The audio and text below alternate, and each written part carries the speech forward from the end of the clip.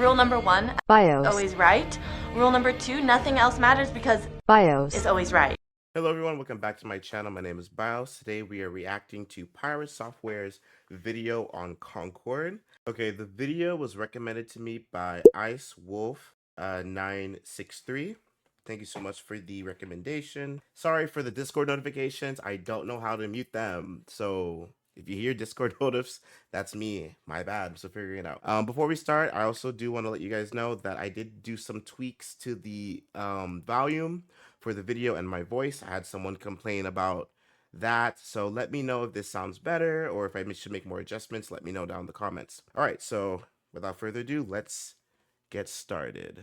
We've never seen a game catastrophically fail as hard as that game did. I think the biggest problem that I'm seeing with Concord, and I think this is kind of sad, is there's a bunch of people making like really overblown claims about why it died. But like, if we go and look at the game itself and we look at like what happened here, you had a video game that was not marketed really at all. Most people didn't even know it existed. They had no idea. The amount of cost that was spent on it was enormous. Like they spent. While Sony and Firewalk never revealed publicly how much the game cost to develop, I don't know why gaming companies, developers, whatever, don't share what they make. Like everywhere else they do. Some estimates have ranged from 100 million to 200 million, which is what Sony has reportedly spent on some of its big budget first party games. Okay. But not for marketing? Spent a shitload of money on this. Oops, I don't have subtitles. There we go. And it didn't land right with the players when it came out. And that's really all that happened. Well, we determined the best path ahead. Concord. Oh, I read this before. That's the blog post when they closed the game down. Funding everybody too. Yeah, this is no longer available on the Steam store. PlayStation Network account required. The thing that's really interesting is this doesn't look shit on the outset. It looks like it might be fun. It's kind of like fast-paced and weird, but that's what I'm saying. Like the game did not look bad to play. It looked fun. It was fun. I played it. It was decent. Besides the technical issues, but it was a decent time. Like I definitely would have stuck to that type of game. Like people didn't like it. They said it wasn't fun. Yeah, they basically made $0. It had like 100 average players for a game that cost hundreds of millions of dollars. Like imagine Overwatch launching to 198 people peak. That's basically what happened here, dude. There had to be something wrong with it mechanically. And the reason why I say that is if people drag it online, it will likely bring a lot more people to go and look at it. People will at least look at it. And if they go, wait a minute, this doesn't suck, then they'll play it. But in this case, they didn't. Like at all. This is probably the most catastrophic failure we've ever seen. Yeah, that's another thing of it too. Like one of the questions that I was wondering, I was like, okay, so besides everyone talking about woke and being upset with all that stuff, whatever, like that stuff doesn't bother me initially. But someone did bring up a point, like not even the people that are like me, that do want these type of things in their games or want to see this more in media and whatever, they didn't even play the game. And people that are indifferent, they didn't even play the game. So it's like he said, like even when a game is being talked bad about online, people will still check it out to see if it's actually bad. And then they would see like, it's actually not that bad, but that didn't happen. So I wonder like why. There's a lot of theories that we can come up with, but it's very interesting. It's very interesting.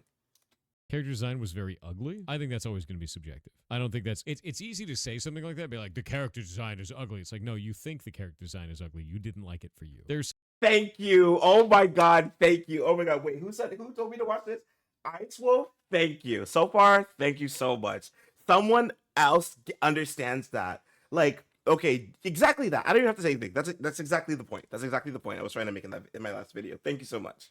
Some things in here that people did like, right? There were some people that are actually talking about the game and said that they thought it was cool. It's like a weird, weird art style, kind of weird environment sort of a thing. But like some people like that shit. At least some people played it. The biggest question that I have is how was this a surprise? Because they had a beta. They had an early access in July. How did they not know that this was failing that early? I guarantee that beta didn't have big numbers. Like this had 198 at peak, dude. They had less than 1,000 pre-orders. That's bad, dude. For everybody that's in chat that's like, investors controlled the deadlines, did that shit come to you in a dream? Are you just like spouting out nonsense? That's so funny.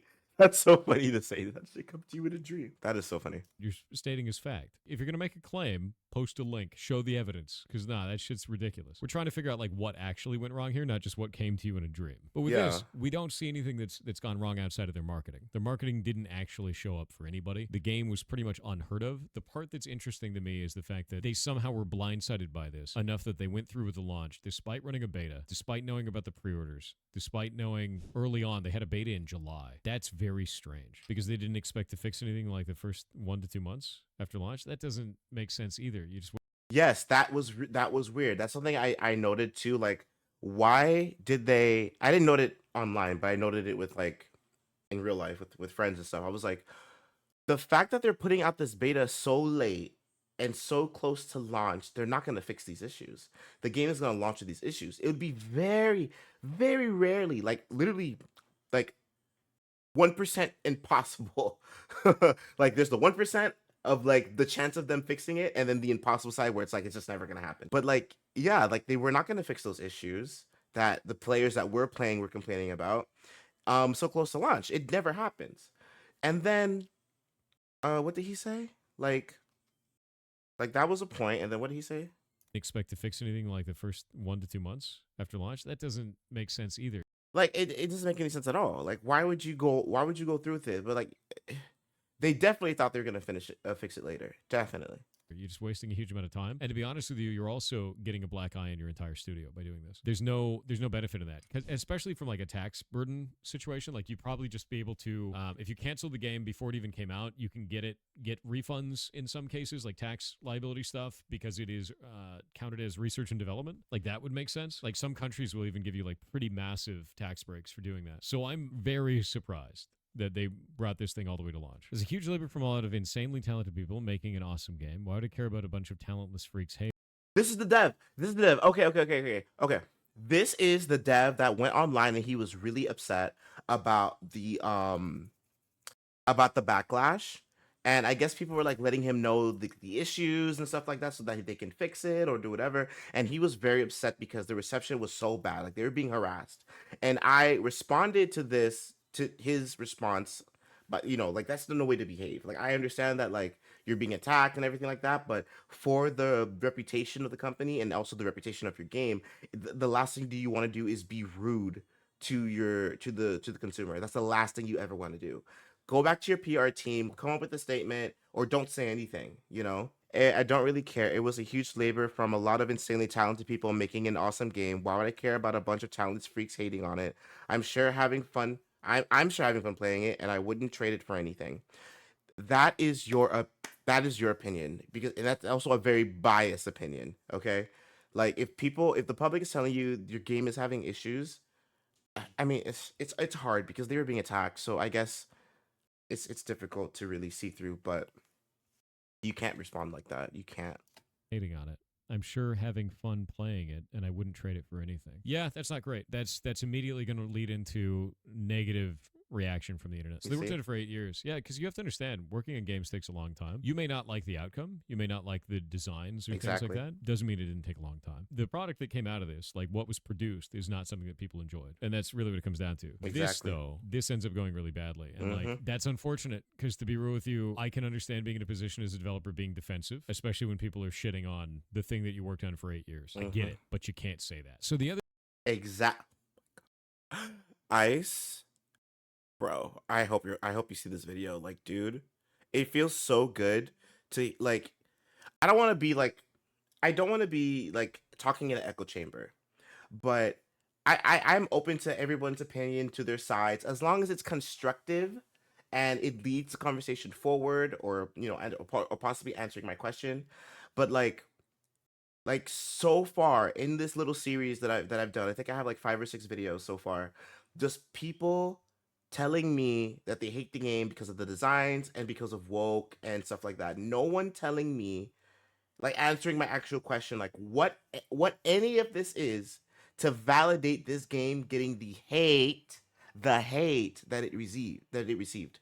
That's the point, because there's no way, shape, or form to excuse that. None. If the game is, if you don't like the game and the game is bad, it died, okay, that's fine. I have no problem with that. I've said that already. The game failed, it failed, no problem. I was mostly talking about the hate. And what I'm taking into interest, what I'm interested in is, compared to other launchers and games that had the chance to succeed, how come it didn't happen for Concord? There is a factual, hard, clear answer for this somewhere that people are just not giving me. And it's just nice to have someone else be objectively like on the same page. It just feels good. It just feels good. The other thing that's really interesting is these character designs are very, I would say they're kind of like overly colorful, if that makes sense. So like the color clashes all over them kind of look like weird skins. The colors are clashing, and I think that's the problem. This kind of a thing is kind of neat. Weird character design. He's like some kind of a beast man. He's got some kind of like brainiac thing in his head. I'd like to know more about this, but also it's so overly colorful in the way that it's presented, where you have like a teal, a red, you have another blue in there, and then this like rainbow chrome that goes on. It's just too much. It's too much color. It makes it hard to define a character unless you have like kind of a couple of defined colors for them. But yeah, to be real with you, this game didn't do well. It's not a good look to have the dev or even a former dev talking like that to the general public. It's not helpful. I think it's really important to understand that when you're designing characters, color clashes like this can be really unappealing to people. Yeah, visual clarity is super important. Visual clarity is super important. Visual design is super important, because we can compare this to like Zarya. Zarya has like pretty defined colors, and she also has a very colorful flair to her. But the difference is that That's so cool. He even uses Zarya to reference like I did. Zarya's colorful flair is in one spot. It's just her hair. You have a very defined character. You have very muted colors. The colors are all kind of matching across the entire thing, and you have one defined flare color. This has defined flare colors all over the place. Yellow on what looks like a fuchsia, on lime green. Those are not colors that work well together. So it ends up. Okay, now if you guys seen my video, I'll put like a little what's it called, the little icon on top about this. So if you see how he talks about the colors in this video and how it makes sense and how it's actually constructive criticism and an example to show, hey, this is an issue, this is how you fix it, and here's why that it needs to be fixed, right? It clashes, like a defining trait, all that stuff that he said is great. Now, I want you guys to compare this to my other video with the game developer who was talking about the color palette and was not really adding anything to the conversation, and there was nothing to take away from it. He's just saying, "Oh, these things are ugly." That's not constructive. That's not proper criticism. That's not how you improve anything. And just calling something ugly, and then also not even relating your colors to a palette that you chose, because colors are colors, right?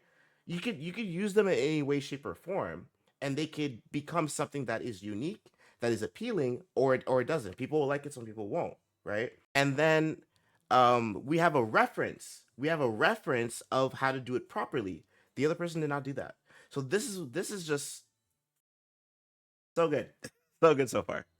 Ends up looking like a character custom spray, right? Like I colored my own character model, sort of a thing. And then also you have the defined color flare here of the bright blue. So you have multiple flare colors. The and then mods you were have, fed $5. thanks to the 5 extra mods. And then you have colors that don't work well together in a composition. It's too much. It's too much. Too many different colors. And I think that ends up being a problem. We have the same thing on him. So we see the exact same problem here, where you have like kind of a defined color of the red. And then you also have whatever this rainbow purple, and then like more teal in this. It's just too many colors for it to be a character model that you can like, that is eye-catching. It ends up being sort of overwhelming. It's like a mess. I think you could take this same model, you could change the colors, and you could make a dramatically more compelling looking character. Legitimately. I think it's a color theory problem with this one, because it could look cool. The model's fine. Yeah, there's nothing wrong with the model. There's nothing wrong with this model. I think it's the color composition. I want to look at the rest of the characters because I want to see what was going on with this. Some of these actually look kind of cool. Like this one, totally fine color composition. This character design, dramatically better. Way, way better color composition. Purple and gold always works really well together. Silver hair works really well, especially when you have an older character. Like, looks fine. And then you flash this against this. That character design makes no sense to me. That's all over the place in terms of color composition. All of it is clashing heavily with its. What did I call her? I think I called her, like, the design is very reminiscent of a football player, like a quarterback or something. It's weird, and I felt like if they were to add future skins, it would have made things a lot better. If you don't like the base skin, but there's also, there's more context to it. Like, we don't know the story. We don't know if she's from a certain race of people that do this. We don't know much of anything about it. So even though we can, like, theorize and talk about redesigns and recolors, without the context to really go from there, all we can really ask for is for these changes to still have the essence of this appearance, right? We don't want to stray too far, because when you stray too far, at that point, it's a whole nother character, and also at that point, it's a different game. Self. So like you do have some characters that color theory wise look correct, and then ones that just don't. This looks like a skin that I would use on a character that like I earned and is like a disused skin color for it, but it's their primary look for the character. This one looks pretty fine. The gun is strange and interesting. It's got like a stock on it. That's kind of cool. This is another one of like another weird color composition. I do find that a lot of the character designs in this are unlikable for me. I think the reason why I find the character designs unlikable because of the color composition. I don't think it looks bland. I think it looks overly aggressive with its color usage. It's too much. It's just too bright. There's too many colors going on. Some of them could be interesting. Like if you look at this design of a character is quite neat. The eyes are That is my favorite design in the game next to Itzy. This is my like when I saw this character, I was like, I want to main that. cool. The goggles are cool. The fact that it's like a robot, right, wearing a suit, that would be awesome. But orange and purple and more orange, like beige and bright lime green, it's just like, that's too many colors to make it distinguishable. It becomes a mess. Some of them are also really imaginative. Like they've got a character that kind of looks like this. This one, I think, color-wise is kind of fine. I guess you know what it feels like? The more that I look at these, do you know those like weird skins that you get for characters like when you first are playing like any type of shooter, like team-based shooter? You get those weird characters that are like, the skins are just sort of not right. And you're like, I'm never going to use that skin. You like earn it. And you're like, I'm never going to use that one. The like common skins. Every one of these looks like it's wearing a common color composition skin. Every one of them. Where I'm like, I wouldn't use that skin. And some of the models are kind of bland too. Like this one's bland. I guess the way that I would describe this game after looking at the characters, looking at some of the gameplay, is it doesn't look like it's done anything unique that makes it stand out. The characters are a little bit all over the place composition wise, and you're entering a saturated market. I think that's really what it comes down to. You're entering a saturated market, and that's not like great. Like you have to really stand out if you're entering a market like that. I do think it's weird that they went all the way out and did this, and it was like a multiple $100 million game, 8 years of development, and somehow didn't think that something was wrong when they did their beta. That's surprising to me. Quality wise, it seems like a mid game. Yeah, nothing bad, just nothing attractive. Exactly. Right. Okay. I agree with all those statements and what he said, like the standout, and which is also a part of the consistent complaint that I've been receiving, that the game was like it didn't do anything unique, it didn't bring anything new to the table. For me personally, before I get into the other example, for me, what it would brought new to the table was the monetization model. It was a $40 game with all content included in earnable cosmetics with the option to buy here and there.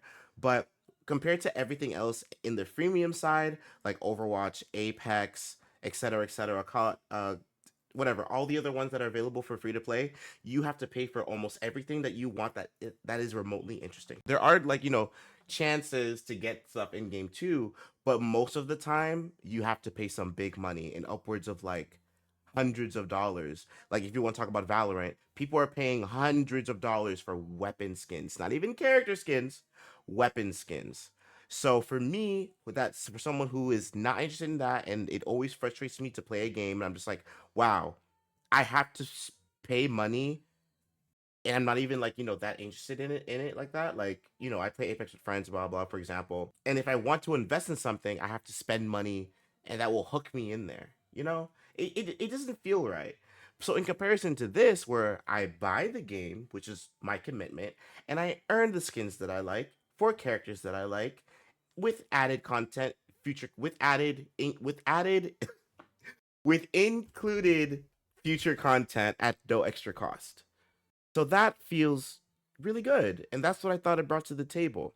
But when you compare it to other games like Marvel Rivals, its uniqueness is its heroes and the Marvel brand. Frost, Fragpunk, yeah, Fragpunk. You have the card mechanic and stuff like that, and even though that's pretty much like Valorant, and then you have Deadlock that's coming up, being made by Valve, and Valve is basically a hero MOBA shooter, and the cast of characters are also very unique in a time of like these 80s or whatever, 60s, 80s, whatever. So it has their own uniqueness within it. This didn't have anything like that. Like even the game modes, it's just like a running gun. Some people call it Overwatch clone. It's not Overwatch. I would say it's more like a Call of Duty type of thing. You know, you just run with your friends and shoot things. I really don't know what kind of gimmick or standout feature that they could have added to help. And like you said, like from that beta, how did they not go, let's delay, right? Like these are people that worked on Bungie, Call of Duty, Activision, and not Activision. I think there's some devs from like the Tom Clancy franchise or something, but it, it's so interesting. That's all I can say about it.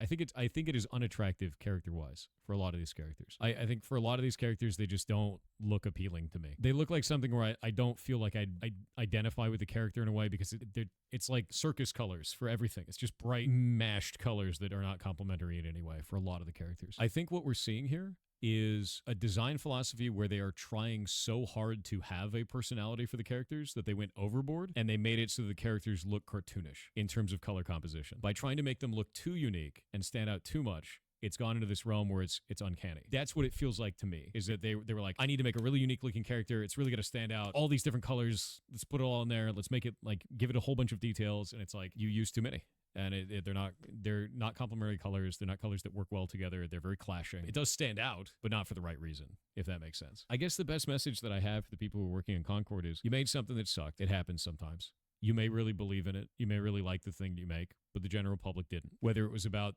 the game actually being flawed or about it not being the right time, hard to tell, right? It doesn't make those people less good as game developers. It just means that this game that they worked on didn't work. And there's a lot of games that exist like that, thousands of them. Usually, you don't see games of this high profile failing this spectacular. Usually, these things die internally before they make it out to the public. And I think that, for me, is the most interesting part of this, is that this made it out to the public and then died. Do you think it could be salvaged and free to play? If they made it free to play, I think what you would get is you'd get a lot more people that would be interested in engaging with it mechanically. And then you'd find out if it was a mechanics issue or if it was a cost issue in a saturated market. I think it is likely going to be both. And also the third thing of like, the characters are not pleasing to look at for a lot of people. So you have kind of off-putting characters, you have mechanical issues, and then you have a cost up front in a market where, why would I do that when I can just go play Overwatch for free? I think that the problem that I see a lot of the time with online discourse, dude, is that people say you should either burn it to the ground and salt the earth, or just constantly say that it is the most amazing thing possible and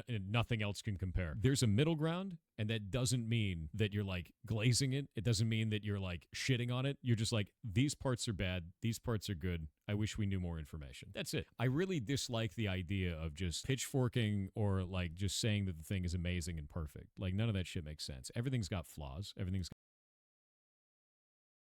Preaching to the literal choir, my guy. Preaching to the literal choir. got, issues, and everything's got positives to it. This one, I think, failed spectacularly for all those different reasons that we just discussed. You can still learn something from that.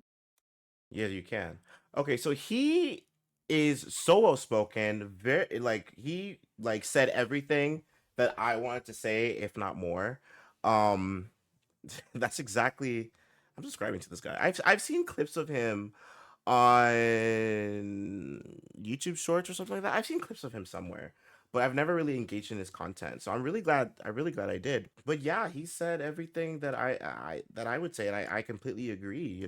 I guess the answer to this is just it's a layer of stuff that just came together and crashed and burned for why Concord failed. If there's anything else you guys want me to react to, even if it's not related to Concord, please let me know down in the comments. I'm really having fun reacting to stuff and checking things out. Any other commentary, just whatever. Let me know down in the comments. And I'll see you guys in the next one. Later.